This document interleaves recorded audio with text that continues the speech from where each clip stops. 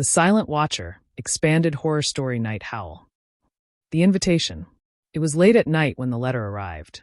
Jack Turner, a seasoned investigator of the supernatural, sat at his desk reviewing his notes for his next assignment. His phone buzzed with a notification of an unsolved case, but the envelope lying on his desk caught his attention. There was no return address, just a wax seal that appeared to be centuries old. Jack's curiosity piqued. He carefully broke the seal and unfolded the paper.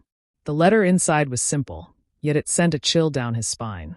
It read, "To the one who seeks the truth, come to Hollow Creek. The mansion on the hill watches. Come find the secrets it hides if you dare. You'll learn what no one else has." The letter was signed only with a symbol, an eye surrounded by darkness. Jack had heard rumors of the mansion, a place where no one had dared to venture for decades. The mansion had earned its place in local folklore, with whispers about it being haunted by a force that twisted reality. People claimed the house didn't just kill, it consumed, trapping souls within its walls. Jack, ever the skeptic, felt the thrill of a challenge. He was sure there was an explanation for it, perhaps a hoax or a twisted set of coincidences. But his curiosity overcame him. He booked a ticket to Hollow Creek the very next morning. Arrival at Hollow Creek. The town of Hollow Creek was small, nestled in a valley surrounded by dark forests. As Jack drove into town, he couldn't shake the uneasy feeling that lingered in the air. The roads were nearly empty, and the few people he saw walked with their heads down, avoiding eye contact. The atmosphere felt oppressive, like the town itself was holding its breath. He stopped by a small, dimly lit shop to gather supplies for his investigation. Inside, an old woman stood behind the counter. Her face was weathered, her eyes sharp and full of secrets. "You're here for the mansion, aren't you?" she asked before he could speak. Her voice was a raspy whisper, as though she had said this many times before. Jack nodded. "I'm here to uncover the truth. What can you tell me about it?" The woman leaned closer, lowering her voice. "It's not a place to be trifled with. Many have tried, but none have returned the same. The Silent Watcher is always there, waiting. It never forgets." Jack dismissed her warning with a smile. "I'm not afraid of ghosts." The woman's lips twitched into a faint, sad smile. "Then you'll understand what it's like to be watched." With that cryptic statement, she handed him a map to the mansion. Jack left the shop, his mind swirling with a mix of excitement and skepticism. The haunting begins. By the time Jack reached the mansion, the sun had set, and the night cast long shadows over the crumbling structure. The mansion loomed atop a hill, its silhouette dark against the pale light of the moon. The place was far more imposing than he had imagined. He felt a shiver run down his spine as he stood before the massive iron gate, now rusted and overgrown with vines. Despite the fear gnawing at the edges of his mind, Jack pushed forward. He managed to open the gate with a creak, and as he entered the property, the temperature seemed to drop by several degrees. The house stood in eerie silence, its windows dark, its doors slightly ajar, inviting him in. Jack stepped inside, setting up his cameras and equipment in the grand foyer. The air smelled of mildew and dust, the heavy scent of decay pervading every corner. He could feel something strange in the atmosphere, as though the house was alive, watching him. He brushed it off as nerves and began to explore, taking footage of the mansion's grand staircase, the tattered tapestries, and the old, abandoned furniture.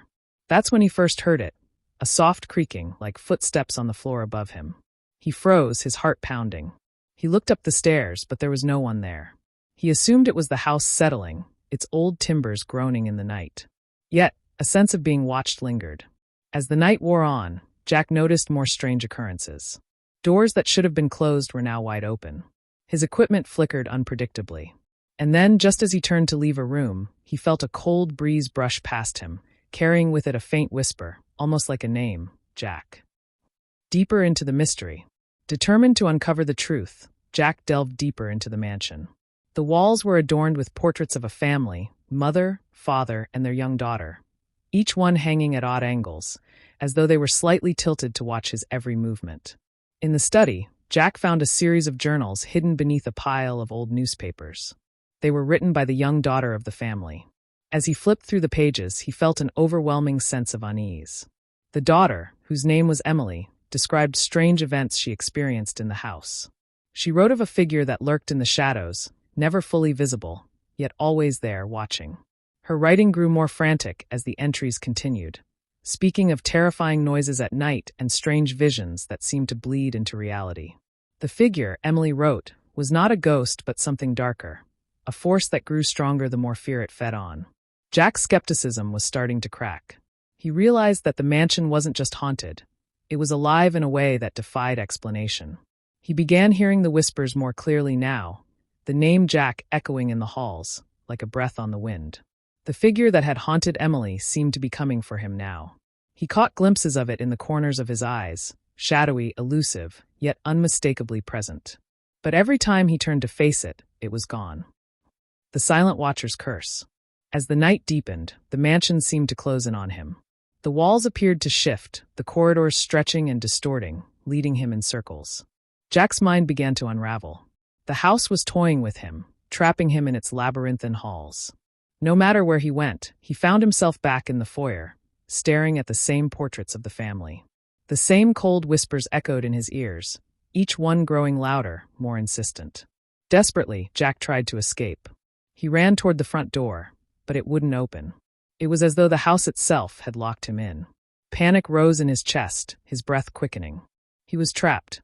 In his frantic search for a way out, Jack stumbled upon a hidden door in the basement. Behind it, he found the remains of the family's final moments, a blood-stained dining room, where the parents had vanished without a trace, their last meal untouched. The daughter's journal had hinted at their fate, but the true horror was revealed in the shadows.